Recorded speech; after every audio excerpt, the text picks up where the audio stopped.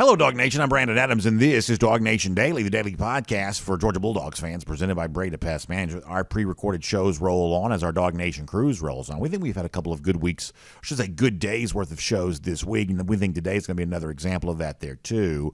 Mike Griffith is going to be a part of our program today. That's always a lot of fun. I think one of the real bright moments from G-Day is worth highlighting. We'll do that as a part of our program here today. But off the top, an SEC network analyst has a big question about Georgia. He calls it a glaring deficiency.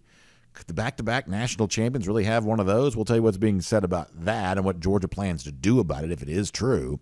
We'll cover it all with you right now. It is DawgNation Daily, the daily podcast for Georgia Bulldogs fans, presented by Breda Pest Management, and it begins right now. Today's episode of DawgNation Daily is brought to you by Breda Pest Management, the official pest control of UGA Athletics. Presented by DawgNation.com. This is DawgNation Daily, the daily podcast for Georgia Bulldogs fans. Here's your host, Brandon Adams. We are kind of in that time of year that sometimes we sort of think of as talking season. Now, if you talk for a living, you like talking season. This is sort of your time to shine. And so, as a person who is a talker for a living, I guess I am kind of very much excited for the start of talking season here, which means from time to time, it will be interesting what some of the talk is about Georgia moving into the upcoming year. We've given you some of that already here on DawgNation Daily, presented by Breda Pest Management this week. I'm going to give you another example of that here right now. Cole Kublik's a great SEC analyst working with SEC Network, does a radio show there in Birmingham there as well, got his own podcast too. And he said something I should say it was this week, I guess it would have been last week, but whatever it was, I thought it was a little bit of an odd evaluation of UGA, at least based on what I think is probably true from the Dogs on kind of both sides of the ball. And listen, we don't have very thin skin around here. Somebody can be critical of UGA. We're sort of fine with that. But I do think using a little bit of a criticism of Georgia based on what he'd seen from G-Day as a setup for what Georgia actually is for the upcoming season, I think that's probably a valuable use of our time. So why don't we do this? This is from Cole Kublik's podcast. He was kind of bouncing around the SEC, looking at the various performances from the various spring games. And there was one thing he sort of – now he said, listen, let me also give you some context here. He said 1,000 good things about Georgia, and obviously you'd have to because Georgia's obviously going to be the preseason number one team in the country. But that's not really all that interesting because we've heard that said many, many times. But he did zero in on it in his little description of this on Twitter. He said, glaring deficiency for UGA. He did kind of point out a little bit of what he perceived to be a negative about Georgia coming off G-Day, which I think is worth talking about. So this is Cole Kublik from his podcast on what he sees as some trouble for the Georgia defensive line. Here's Cole.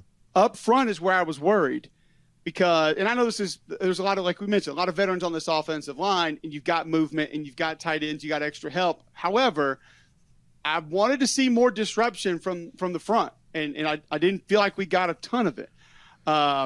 It kind of wasn't there. Like I didn't see Nazir Stackhouse really flash a whole lot. Tyron Ingams-Dawson here and there in the backfield making a play or two. Saw 35 off the edge rush the passer a couple times. He looked flexible and looked quick, had some good twitch.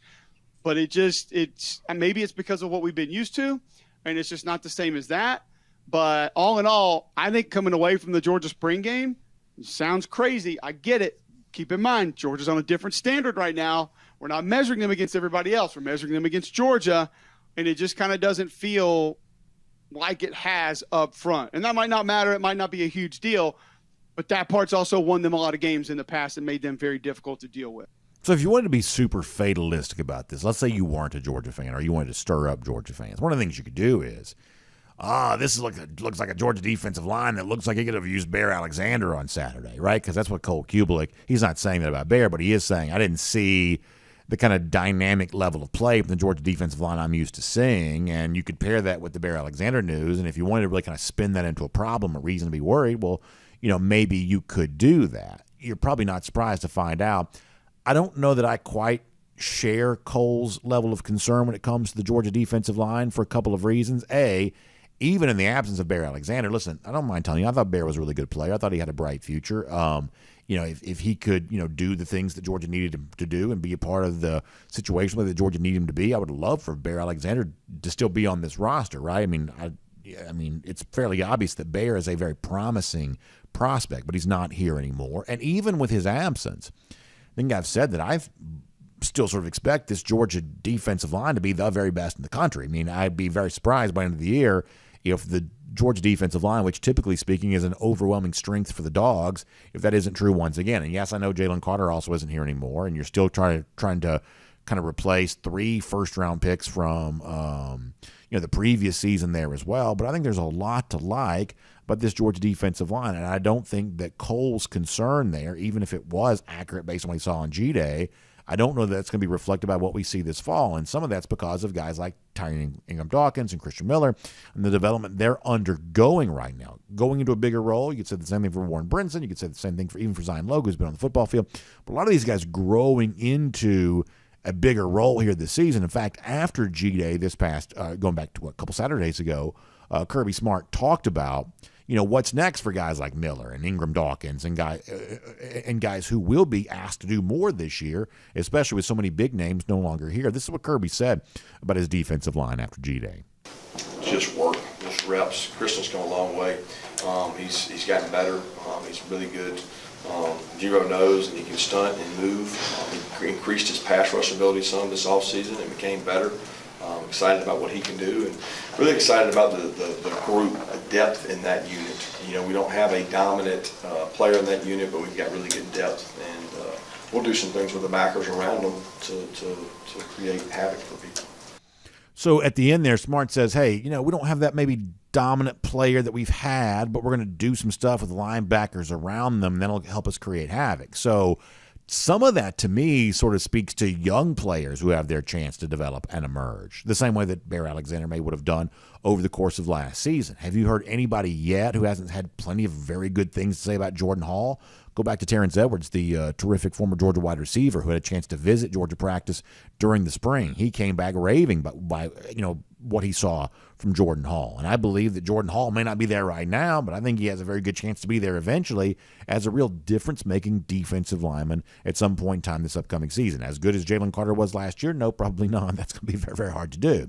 But as good as Georgia needs someone to be this year, yeah, I think that Jordan Hall could be more than capable of getting that done. I also think it was really exciting on G-Day to see Damon Wilson get a couple of, I'll use air quotes here, spring game style sacks where he was clearly coming out the edge, with a shot towards the quarterback, whistle gets blown, whatever else, but he showed the quickness that made him a 5-star prospect coming out of high school. Once again, this is a guy that's still learning how to play at this level, but you can't deny the talent. And so when Smart says, we'll do some things with linebackers, we'll do some things to get guys involved, maybe it's those edge outside linebackers that Smart also kind of has in mind there. You'll kind of keep front seven all in mind when you think about what your defense front has a chance to be. And when it comes to guys like Hall and comes to guys like Damon Wilson, Kirby Smart will acknowledge how young they are, but you also have to acknowledge how talented they are too. This is what Smart said about those guys. Got a ways to go.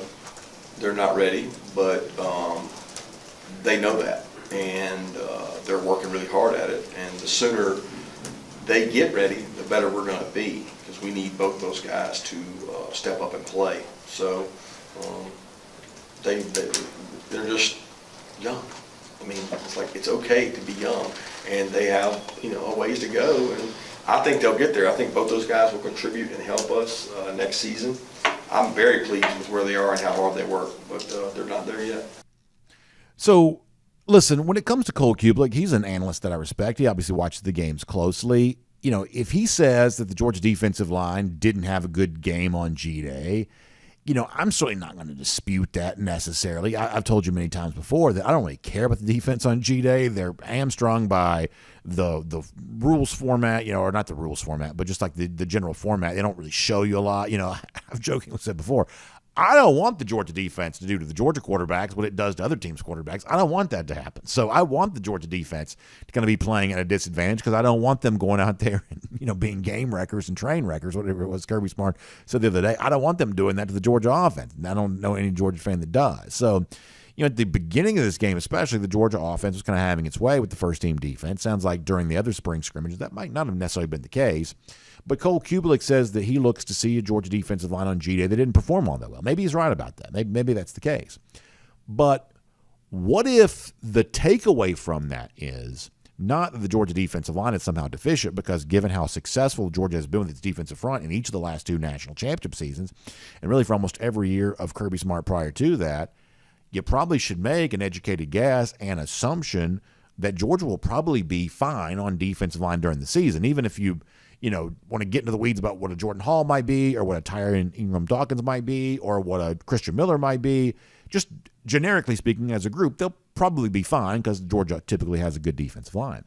But what if less than a great day from them on G-Day that Cole Kubelik says he saw, or if that's more of a statement about the Georgia offensive line?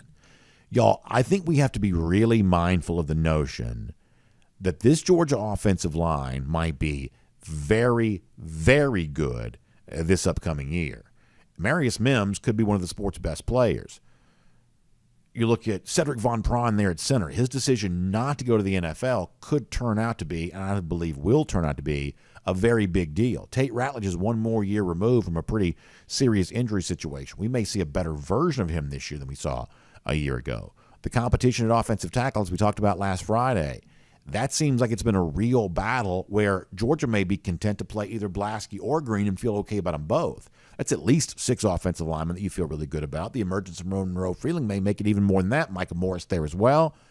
That offensive line may be a very big strength of Georgia here this season. And maybe that's what the true key takeaway from G-Day is supposed to be. Not that the defensive line is some sort of glaring deficiency, but in a battle with a Georgia defensive front that's been great now for multiple years, the Georgia offensive line can more than hold its own. And if that's true, that is very bad news for every team Georgia has to play this season. My name's Brandon Adams, and this is DawgNation Daily, the daily podcast for Georgia Bulldogs fans, presented today by Breda Pest Management, and happy to have you with us no matter how you get to us. Normally it's 9:45, 1st and 15, DawgNation.com, and the DawgNation app. No 1st and 15 this week. We'll get back to that next week. For today, it's 10 a.m. across all video platforms, DawgNation.com, Facebook, YouTube, Twitter, Twitch, all of those. Of course, radio at noon on Athens Sports Radio 960 The Ref, and as a podcast, Apple, Spotify. Some of you listen directly on SoundCloud. Some of you wait for me to post the show at the world-famous DawgNation.com. However you get to us, we're just really, really glad that you get to us here today. And a big thanks to our friends at Breda Pest Management for making it all possible there as well. The official pest control provider of UGA Athletics. It's a really cool thing to have as a part of this show, because what that means is that Breda's been recognized by UGA as the one to trust when it comes to keeping Sanford Stadium free of termites or bugs, critters, whatever else. The other athletic venues there as well. That is what Breda Pest Management is all about. And that level of resource, the fact they've been in business since 1975, 125 different employees, they put that resource, that level of strength to work for you too, because when you make the switch to Breda Pest Management, you're going to put more money back in your pocket instantly just for making that decision. That's what Breda Pest Management can do for you today. Put more money back in your pocket. So please find them online. Make a switch from that old, kind of sort of run-of-the-mill company you may be working with. Cost of service goes up. Quality of service, it always goes down. That's not the case with Breda Pest Management. Put more money back in your pocket. Be super satisfied with the level of service you're getting from the official pest control provider of UGA Athletics. Online at BredaPest.com. That's BREDA, BredaPest.com, for a lot more on that. All right, we're going to get Mike Griffith here coming up in a moment. We're going to look at kind of the landscape around the SEC for Georgia here. Obviously, is the prohibitive favorite to win the league once again. But what about the rest of the SEC East? What about a game we talked about yesterday, that tough road trip at Auburn, September 30th, or what could be a tough road trip? And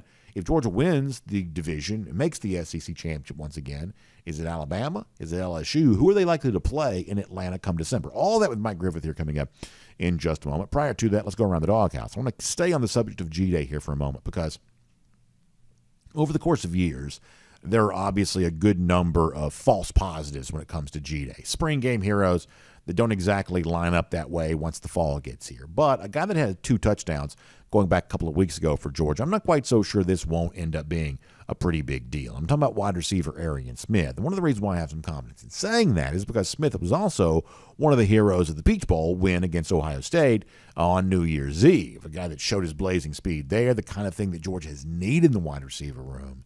And, y'all, what you saw from him on G-Day is what we've kind of been hearing about him this spring, that by all appearances, he's healthier than he's been. Now, the challenge for him is to stay that way in the fall, and Smart did not hold back in talking about all of that. But can you imagine how much more dynamic and how different this Georgia offense can be if what we saw from Smith in the national semifinal game a year ago and on G-Day on Saturday, if that's the version of Aryan we get over the course of the entirety of the upcoming season? That is fun to consider, and Kirby Smart agrees. It's great. I hold my breath every time because I'm worried about, injury. He's really a fast guy, and at times, he has some awkward tackles that scares you. But he had a good spring. We have to be smart about our workload and volume of work for him, because the more he does, the more he becomes injury prone, and he stretches the field in ways that other guys can't do. So we have to be smart about that. We've all seen that, right? I mean, no one does what he does, which is not the same thing as saying that Georgia doesn't have other fast receivers. They've clearly worked hard to upgrade the speed component of their wide receiver room here over the course of the last couple of recruiting cycles, and I think they've successfully done that. But Smith is the combination of the speed, literally a track star, as well as the experience, and as well as kind of the moments in game where he's made the big catches. He's a little bit more polished than just the sort of typical track star speedster trying to be a receiver. Aryan's proven that he actually is one. He made huge catches, game-saving type plays against Ohio State. Imagine a full season of that. That's fun to consider. A breakout type year for Aryan would be a great thing for him individually, but man, that could be a huge boost to the Georgia offense as well. And that is Around the Doghouse here on DawgNation Daily, presented by Breda Pest Management here today. And for more on Georgia now, as I said before, the look around the rest of the SEC, how the rest of this league impacts what we see from UGA this season and into the postseason. Let's do all of that with Mike Griffith, the guy who's on the DawgNation cruise with us, but also nice enough to join us pre-recorded style right now. Hope you enjoy it here on DawgNation Daily.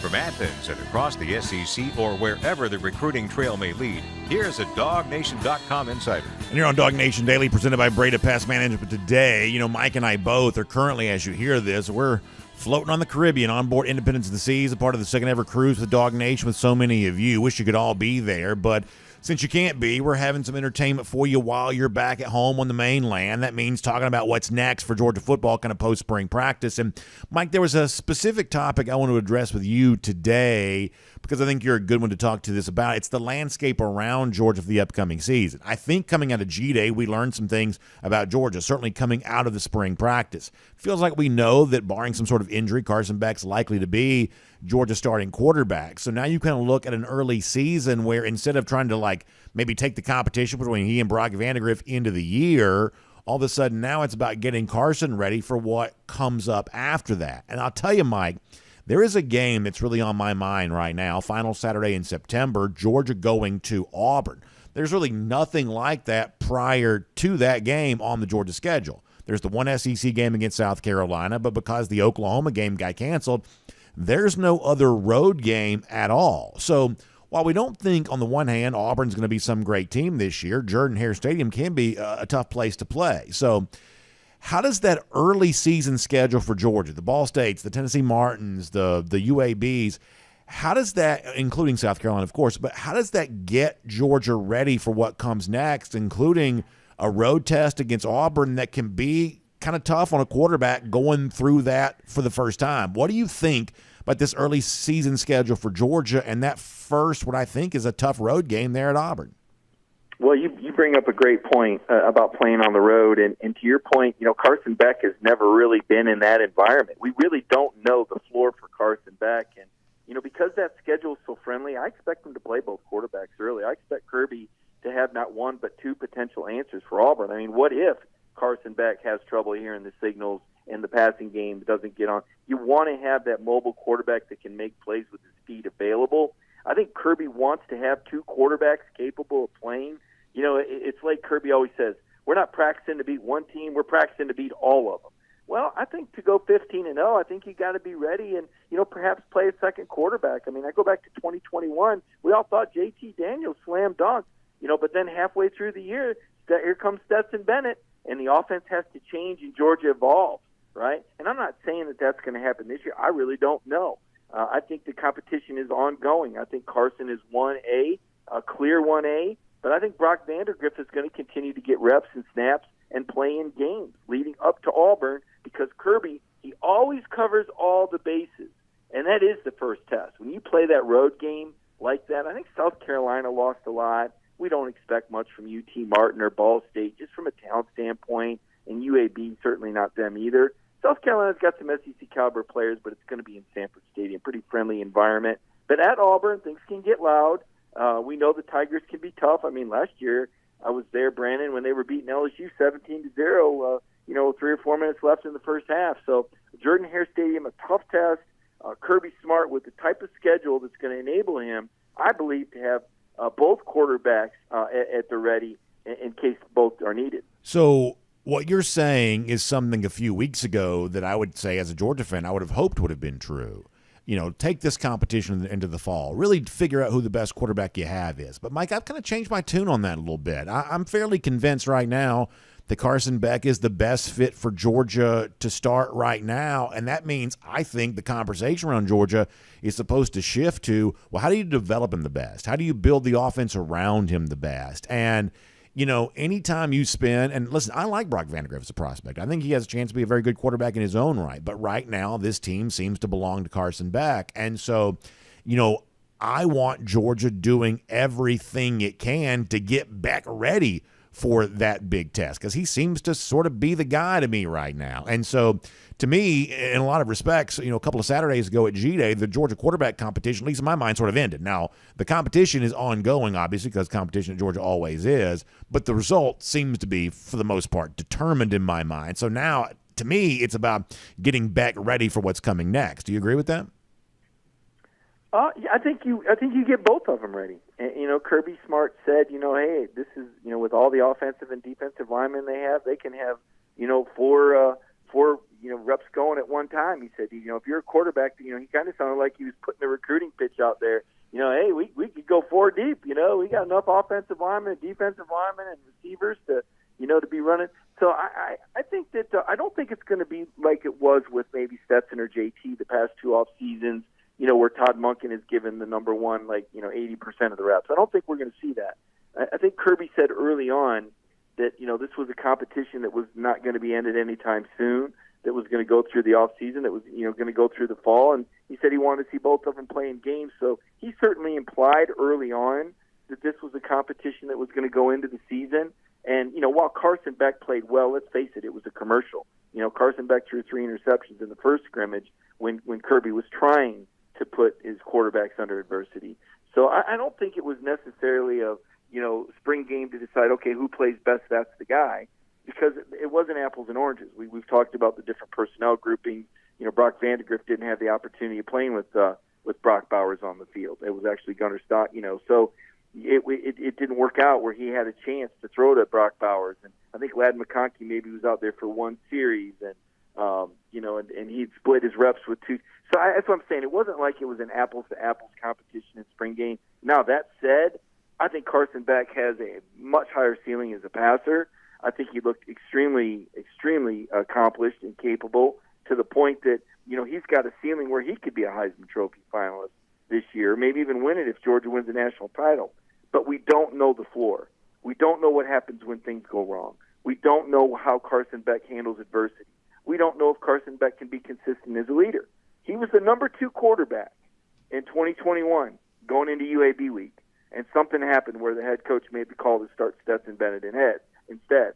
So, I know Carson's grown, matured. He looked fantastic in the spring game that we saw, the scripted spring game that we saw. But I think Brock Vandagriff, Kirby said he likes mobility at that position. He brings a different element. And, there's different plays that are called for Carson that are called for Brock. And we still have, 2-3 scrimmages left in the fall. So I think Carson Beck is the guy. I'd put my money on him being the starter. I think he's got a tremendous ceiling. But I also think Kirby Smart wants to know that he's got another quarterback ready to go just in case. Or if the personnel changes. You get 2 or 3 receivers banged up like we saw happen in 2021. Well, maybe now you're not running 3 or 4 wide. Right? Maybe now you're doing a little bit more RPO where you want the quarterback to run a little bit. So I'm convinced I'm going to take Kirby at his word when he said he wanted to see how these guys did in scrimmages and games, and when he pointed out that we're only 25% of the way through it and that 75% is left before the season. So I would bet Carson Beck would start, Brandon, but I would also bet that Brock Vandegrift will play in the first game. Quick follow-up on this general topic overall. Boy, it really seems like that road game in Oklahoma would fit really nicely into what Georgia's doing right now. Even though Oklahoma's probably a better team than Auburn is, better to have that first road test in Norman in September as opposed to an SEC game. I think. I think everything I've been told, Kirby really wanted to go play that game at Oklahoma this year, regardless of what the outcome would have been in some sort of future game. Doesn't get that opportunity. Really, I think would have been nice to have that game. I think the September schedule looks really lacking without it. I'm talking about from a preparation standpoint, not from a resume standpoint. How much do you think Georgia's going to miss just not having that game this year? I kind of thought the same thing, and I kind of hinted at that with Kirby when I asked him at the press conference about not opening with the Clemson or not opening with an Oregon that could give you that early test and maybe bring that sense of off-season urgency. And he just rejected it. He said, well, no. He said, these guys line up against the best team in the nation every day in practice. I said, you know what? He's right. They can pipe in noise. They can make it hard. And I will say this, Brandon, one thing in my 5 years covering the program, you don't see Georgia have much trouble with road noise. On the road, you don't really see those delayed games, or you don't see their quarterbacks looking discombobulated in these, loud, crazy environments. It just doesn't happen. They're coached up really. He prepares really, really well. I think Georgia does as well as any team in the nation with crowd noise and hostile environments, from my experience. Like when they lost at LSU in, what was that, 2019, 2018? Yeah. 2018, yeah. It wasn't about the crowd noise. It was just LSU just manhandled them on the line of scrimmage, and Joe Burrow, ran for like 4 first downs, and little did we know who Joe Burrow was. That was kind of his coming out party. So the crowd noise hasn't really been a factor, I don't think, for Georgia. Yeah. And I understand what you're saying. I mean, for us as observers, we would certainly like to see it. But Kirby is going to create plenty of adversity behind closed doors. And to his point, those guys are practicing against the best defense, arguably, that they're going to see all year, and one of the best offenses they'll see all year. So a lot of preparation. This is where that Bloody Tuesday comes into effect. The fact that Georgia does a little hitting, does things a little bit more physical. I think that in and of itself kind of helps out in terms of the preparation. But from the outside looking in, sure, it would have been wonderful to see Georgia play Oklahoma. You hear a lot of the rival fan bases complaining about Georgia's schedule being too easy. Goodness, you all have short memories. It was Georgia that had to play Auburn 2 years in a row on the road when Texas A&M and Missouri joined the league. It was Georgia that had to have 5 teams have bye weeks before they played them in 2019. It was ridiculous. It was Georgia in 2020 that had to play Alabama, and Florida that got to skip Alabama in their schedule rotation. So I don't want to hear about Georgia catching a break with the schedule, Brandon, because my response to that is it's about time. And my response to that too, Mike, would be when you win the national championship game 65-7, maybe people should consider they're all easy games. That's a great. Well, and I was thinking the same thing. I mean, hey, this ain't the same Oklahoma now. This ain't the Lincoln Riley, Baker Mayfield, Kyler Murray, Oklahoma. If you check the box score, the Sooners had a little bit of a struggle under Venables last year. All right, let me hit a couple of other topics with you here very quick. You're going to be in Destin, Florida in a few weeks for the SEC spring meetings. I am guessing that particular week will bring an announcement from the SEC that this is the final year of divisional play in this league, and then they're moving to a different scheduling format going forward. And I believe it'll be a 9-game conference schedule. But be that as it may, this could very well be the last year of divisional play as a way of determining who plays in the SEC championship. So in this final year of what might be the SEC East, Mike, do you see a challenge and a threat from the division for Georgia here? Obviously, the Georgia-Tennessee game, last year was supposed to be that. Georgia actually won the game fairly convincingly. But anything to make you believe that somebody might be a threat to Georgia here this season? I mean, just recent history. I mean, we didn't think Missouri was a threat, and they beat the heck out of Georgia for 3.5 quarters. Georgia was very fortunate to win that game at Missouri. You were there, and we wouldn't have said that was a threat going in. And I guess in hindsight, maybe everybody kind of remembers what they choose, but Georgia was very, very, very fortunate to win at Missouri. Missouri is one of those Jekyll Hyde. You just never know what you're going to get. I don't think Kentucky, but you know what? They got this transfer quarterback, and they got this NFL coordinator back. I don't think Kentucky's a big, you look, it's just hard to say. Maybe Tennessee at Neyland Stadium, I don't know. I mean, very, very early, and we don't know where these teams will be in the month of November. So I don't consider Vanderbilt a threat.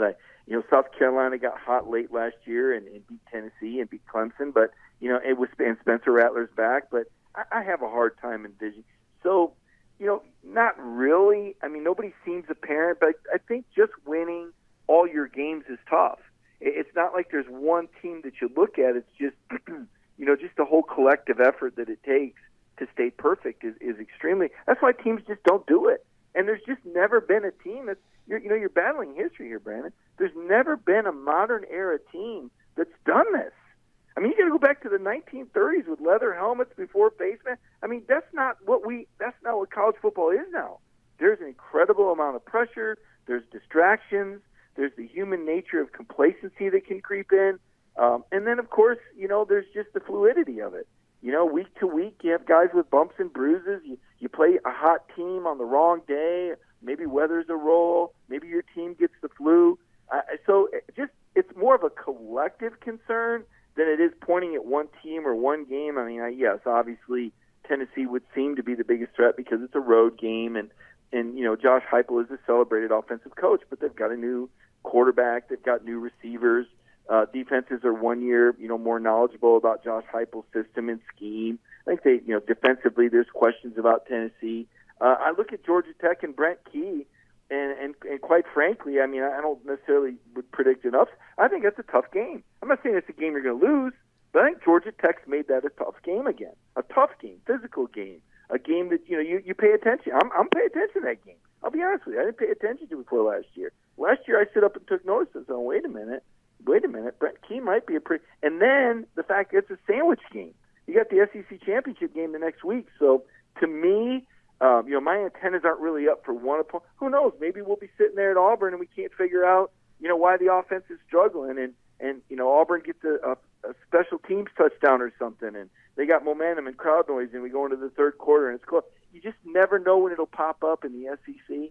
So I don't want to disrespect the league and just say it's an automatic undefeated season, because I've just seen too many things happen over the years on the road in the SEC.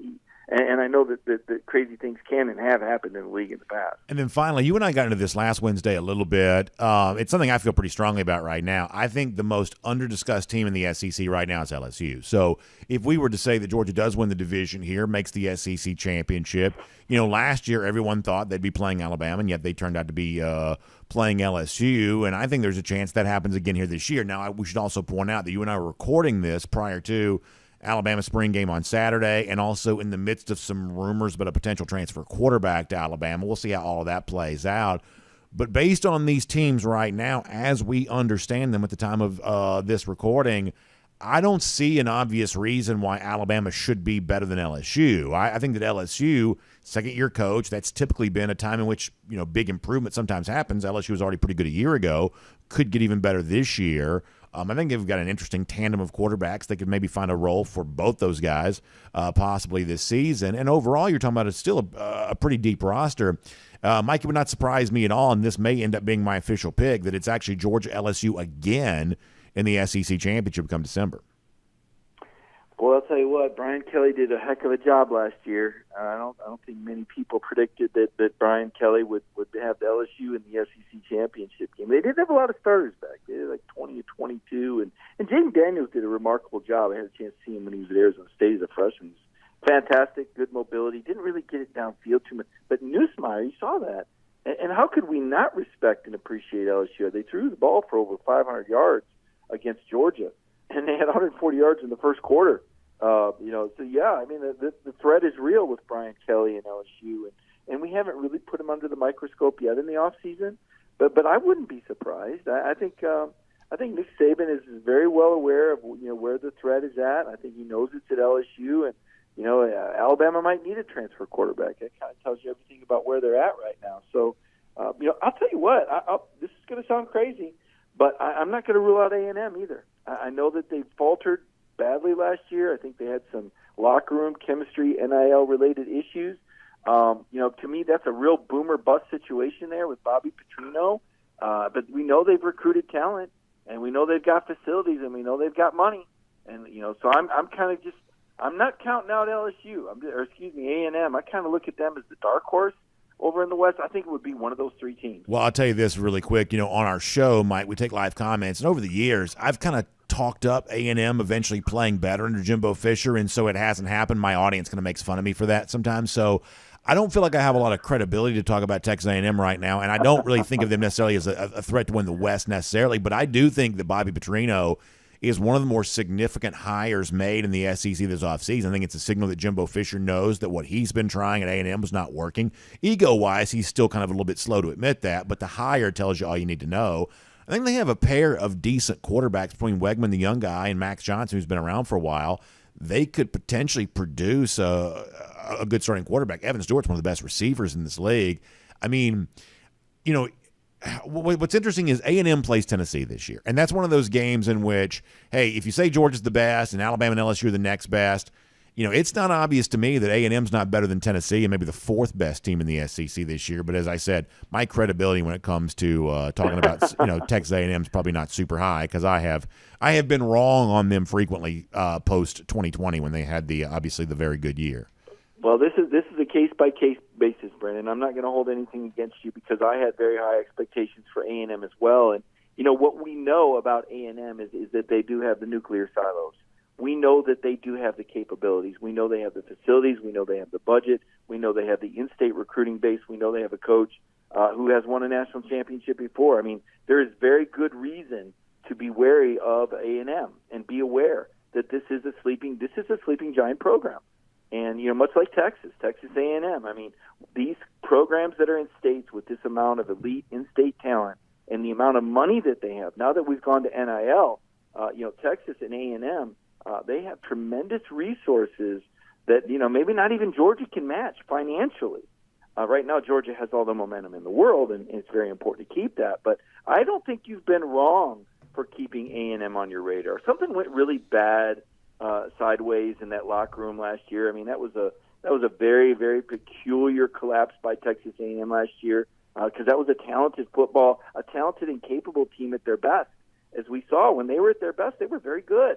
But there were times they were very bad. And if they're able to iron out some of those issues, and if Bobby Petrino, I mean, my goodness, if Josh Heupel can come into the league and light up scoreboards like he did at Tennessee with his scheme, why not Bobby Petrino with the talent that Texas A&M has available? Fair question to ask. All right, good stuff, Mike. Thanks for being here. Looking forward to being, obviously, on board as we are right now on Independence of the Seas, and, of course, a live conversation back here again next Wednesday on DawgNation Daily, presented by Breda Pest Management. We'll look forward to talking to you then.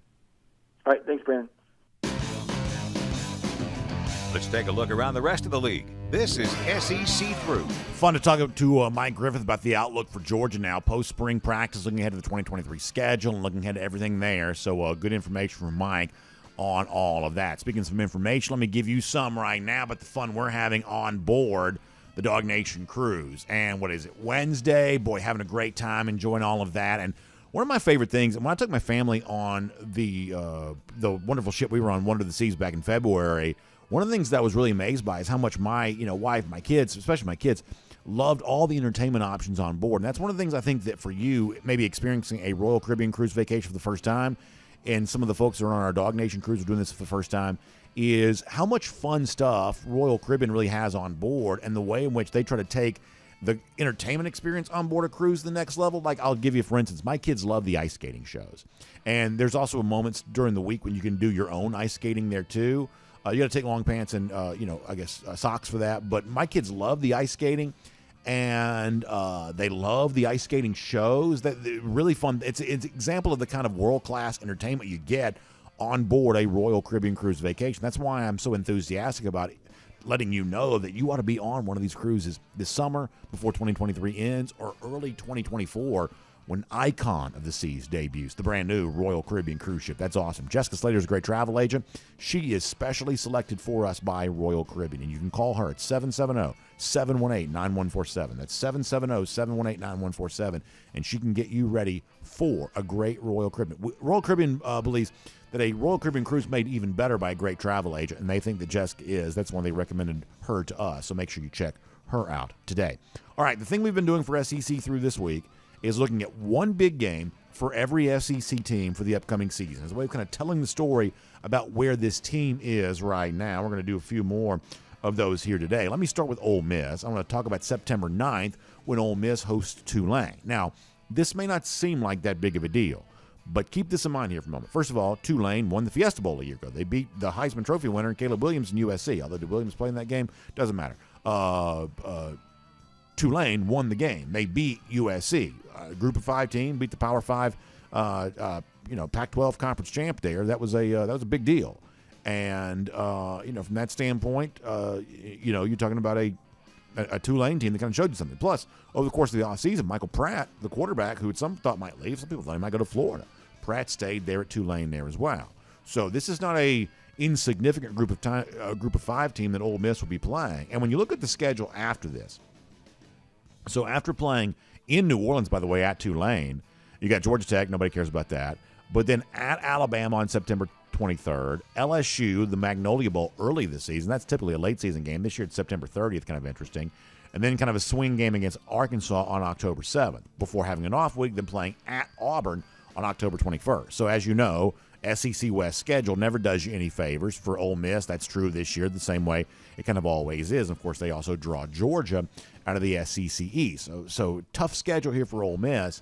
A game like this against a Group of 5 team becomes really very important because if you somehow were to slip up, and it's possible that you could against Michael Pratt and Tulane, then all of a sudden wins in the SEC may truly sort of feel pretty hard to come by. And for a Lane Kiffin coach team who, at the end of last season, losing the Egg Bowl, Kiffin was not very popular with his fans and his boosters because of the way in which he kind of handled the flirtation with the Auburn job. Kiffin probably needs a good season at Ole Miss. And getting all your winnable games and winning all your winnable games, knowing you got some really tough, very hard to win games kind of on this schedule too, that's really, really important. And the Tulane game for Ole Miss, because of the quarterback, because of what they did to conclude last season, because of the fact they kept that coaching staff in place, all of that makes this game probably a little tougher than you might realize. Other side of the Magnolia State here for a moment. Of course, Zach Arnett's the first-year coach at Mississippi State. This is a sad situation. We all understand that. The passing of Mike Leach, the necessity to kind of get back to the business of football, Mississippi State making the decision that coaching search wasn't right at the time. Zach Arnett had been doing a great job as defensive coordinator, so let's make him head coach. And if he's going to be respected in this league, he probably needs the multi-year deal. And so all of the trappings are in place that makes Arnett appear to be kind of a full-fledged, full-time coach for years moving forward. But you do have to earn the right and the credibility with your own fan base and the credibility with your own kind of sort of booster base in order to be able to do that. And there's no better way for Arnett to be able to do that in year one than doing the same thing that Mike Leach did in what turned out to be his final regular season game as Mississippi State coach by winning that Egg Bowl game against Ole Miss.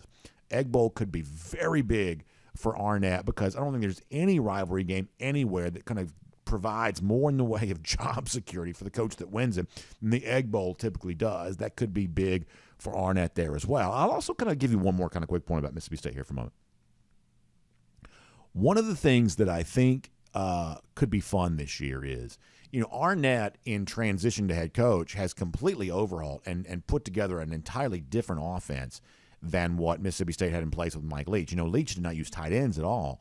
Arnett kind of wants to get back to a little bit more of a traditional version of football. And obviously the tight end that's kind of been brought in to do this is Rylan Goede. And a lot of us have kind of believed that when Goede was here at Georgia that he was simply a victim of a very deep roster. Just kind of a victim of unbelievable recruiting. And had he been able to be fully healthy and had Georgia had a little bit more of an open opportunity for playing time, that Goede could have been much better here at UGA.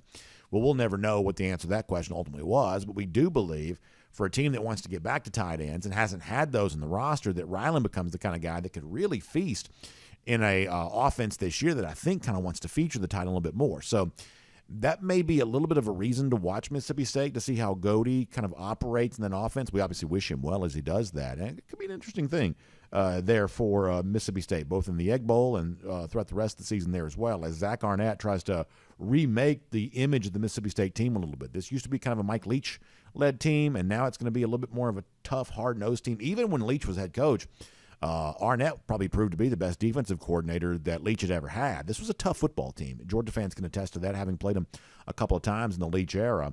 And now Arnett wants to bring that toughness across the board there on the Mississippi State roster. I'll also finally mention this, speaking of Georgia. So the game I want to highlight from Missouri, we're highlighting one game for each SEC team here this week. How much fun do you think Missouri's going to have coming to Athens on November the 4th? Now, listen, ultimately, Georgia's close call against Missouri last year didn't cost them much. They went on to go 15-0, win the national championship. My guess is, though, it'll be pretty easy to motivate Georgia that week and what otherwise might seem like a somewhat meaningless game. The opportunity to go out there and say, hey, this team a year ago, they thought they were going to beat you, and there was the weird dust-up involving Jalen Carter at the beginning of the game and stuff like that. There was the chop block thing in that game there too, I guess. It may not be too hard for Georgia to reach down deep and find a little extra motivation at a time during the season when they might need it against a team like Missouri. And for Missouri that got its close call against Georgia a year ago, they may have to pay dearly for that coming back return trip to Athens here this year. So poor Missouri, I don't know what kind of season they have around this, but November 4th, we would guess, probably ends up being a pretty tough day for them. And we can make that cruising around the SEC courtesy of Royal Caribbean. Now, for you, you don't have tough days. All you have is good days when you enjoy our friends at the Finish Long Drink. And I've always said that, to me, spring and summer, perfect time for the long drink. A great chance to get outside, golf course. You want to do it at a bar, a restaurant, but like a patio, or pretty soon around the swimming pool. All those outdoor spots, just kind of a great place to enjoy the Finish Long Drink. And if you've never tried it before, I'll invite you to go to thelongdrink.com, and you can do a couple of things while you're there. First of all, you can look at all 4 of the great Finish Long Drink varieties. The Long Drink Cranberry, the Long Drink Strong, that's 8.5% alcohol by volume. Long Drink Zero, no carbs, no sugar. The traditional, this is probably my favorite. It's, the blue can. It's got the grapefruit flavor. It's got the delicious gin kick. It's a ready-to-drink cocktail, mixed drink right there in a can. It's a wonderful category of beverage, and no better, drink in this category than the Finish Long Drink. I really think you'll enjoy it. So try some today. Go to thelongdrink.com, put in your zip code, and you can find out where you can pick some up. The Finish Long Drink. Hope you enjoy that today. So this week, we are taking a little bit of a hiatus from our Golden Shoe, something we normally do to kind of celebrate Georgia fans, something funny. It's just kind of a nice, funny way oftentimes to conclude our week. Of course, it's named in honor of the thrown shoe in the Florida LSU game, going all the way back to 2020. We still kind of make fun of that and kind of enjoy that, Marco Wilson. And so that's where the Golden Shoe kind of came from. We've done that for many years since then. It's just something we just sort of enjoy doing. And you guys are always great about sending so many submissions in to us. So we'll look forward to getting back to that again next week. But something we still do, no matter what, is our Gator Hater Countdown. It's a reminder that no rivalry game stands as more important than the game against those lousy, stinking Gators. And what could be the final cocktail party coming later on this season. 185 days from now, Georgia looking to get that win against the Florida Gators. This is DawgNation Daily, presented by Breda Pest Management. We will see you again tomorrow. And on video, time now for the R.S. Andrews Cool Down. R.S. Andrews is the one you turn to for your air conditioning, heating, plumbing, electric needs. I told you yesterday about kind of finishing the show as the music ends. Today, in the business, that's what we call hitting the post. We literally concluded it right as the music ended. We don't typically do that, but we did do that today. So that was kind of a nice, fun thing. So thanks for being here for our R.S. Andrews Cool Down. Wish we could take your comments. We only have one more pre-recorded show. On Friday, as you may be aware, you've maybe heard me tell you this, we're going to do something during the video portion, like the 10 a.m. hour, a little bit different. It's the day after the NFL draft, first round. Georgia players will be selected. There's also probably a little bit of a catch-up we need to play on news that's broken during the week. So Connor's going to go live on that Friday morning. Now, I'll be back in Florida driving back home at that time. I may try to kind of zoom in with him and kind of catch in and be a part of that show. But Connor's going to kind of run things there on that. I'm going to try to join if I can. So we'll do that live video with you on Friday, and I think that should be good. For now, though, thanks for being here for our R.S. Andrews Cool Down. Y'all find R.S. Andrews online at rsandrews.com. And if your water heater goes out, you don't want to take cold showers, and you don't want all the folks in your house saying, Daddy, when we going to get this water heater fixed, you can kind of calm all that down by calling and reaching out to R.S. Andrews and getting that water heater replaced the same day. So find them online at rsandrews.com. That's how convenient they make things for you. So find them online there, rsandrews.com. Now, don't forget, no 1st and 15 this week. So tomorrow, across all video platforms at 10 a.m., for DawgNation Daily, presented by Breda Pest Management, we will look forward